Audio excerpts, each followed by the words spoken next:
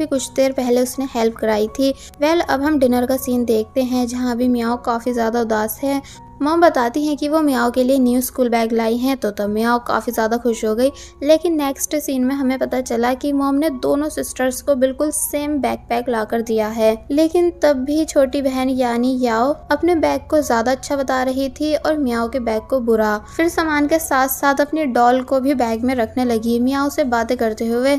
Actually ये दोनों बहनें बहुत ही ज़्यादा एक्साइटेड और खुश हैं क्योंकि कल ये अपने न्यू स्कूल जाएंगी। अब हम देखते हैं कि सुबह हो चुकी है जहाँ मियाओ की मॉम ने मियाओ को उठाया क्योंकि वो स्कूल के लिए लेट हो रही है, इसलिए मियाओ तभी जल्दी जल्दी रेडी होकर स्कूल जाने लगी, जहाँ उसने वो अम्ब्रेला भी उठा ली जो कि यूनियन की है ताकि उसको वापस कर सके, और फिर तभी यहाँ से चली जाती है। जिसके बाद अब हम स्कूल का सीन देखते हैं जहाँ सभी स्टूडेंट्स स्कूल आ चुके हैं एंड मियाओ अपनी क्लास टीचर के साथ क्लासरूम में आई। सभी स्टूडेंट्स मियाओ को देखने लगते हैं एंड यहाँ वो लड़की भी है जो कि मियाओ को बास्केटबॉल मैच के दौरान मिली थी, यानी काइतो की बिगेस्ट फैन। मियाओ ने सभी के सामने खुद को इंट्रोड्यूस किया, लेकिन साथ ही वो बहुत ही ज्यादा नर्वस भी है। टीचर मियाओ से किसी भी खाली सीट पर बैठने के लिए बोलती हैं, इसलिए मियाओ जब जैसी खुद से एक सीट को चूज करके उस पर बैठ गई तो तब सभी बच्चे मियाओ को घूरने लगे। मियाओ को कुछ भी समझ नहीं आया, इसलिए उसने शिन से पूछा कि क्या हुआ, क्या मैंने कुछ गलती कर दी है। तो तब वो कहती है कि तुमने डेंजरस सीट को चूज कर लिया है, थोड़ी देर में तुम खुद सब समझ जाओगी।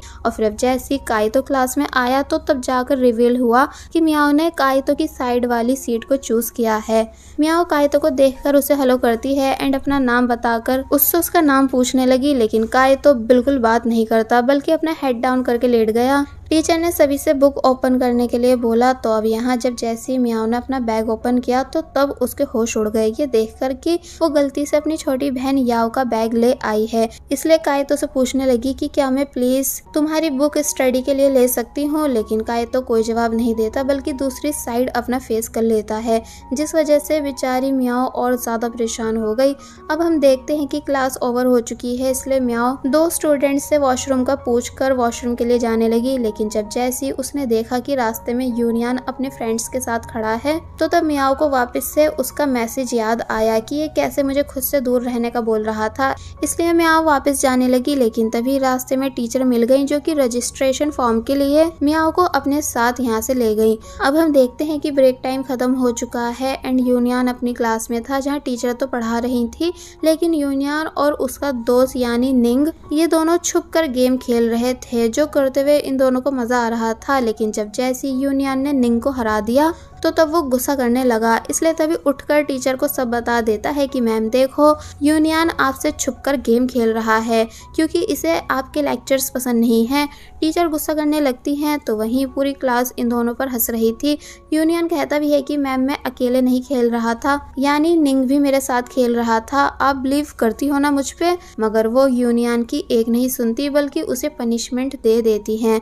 अब हम देखते हैं कि मियाओ जो कि वॉशरूम से वापस आ रही थी कि तभी उसको रास्ते में यूनियन दिखा जो कि एज ए पनिशमेंट उसी चाइनीज ट्रेडिशनल गेम के पीसेस सर पे रखकर खड़ा है जो वो निंग के साथ खेल रहा था। मियाओ के पास और कोई दूसरा ऑप्शन नहीं था इस रास्ते से जाने के अलावा, इसलिए वो नर्वस होती हुई यहाँ से जाने लगी। साथ ही छुप छुप कर यूनियन को देख भी रही थी कि वो कैसे फोकस के साथ खड़ा है, इसलिए उसको यूनियन पर हंसी भी आने लगी। यानी ये मोमेंट काफी क्यूट था, लेकिन तभी यूनियन से वो सभी पीसेस नीचे गिर गए। मियाओ हैरान हुई ये सब देखकर, मगर फिर उनको उठवाने में यूनियन की हेल्प कराने लगी। यूनियन कहता है कि क्या तुम प्लीज ये मेरे हेड पर रख सकती हो क्योंकि मैं सही से इन्हें बैलेंस नहीं कर पा रहा हूँ। तो तब मियाओ इस बात के लिए मान जाती है, लेकिन अब क्योंकि यूनियन की हाइट काफी ज्यादा है इसलिए मियाओ का हाथ ऊपर सही से जा ही नहीं रहा था, इसलिए इस वजह से यूनियन बहुत ही प्यार से नीचे होने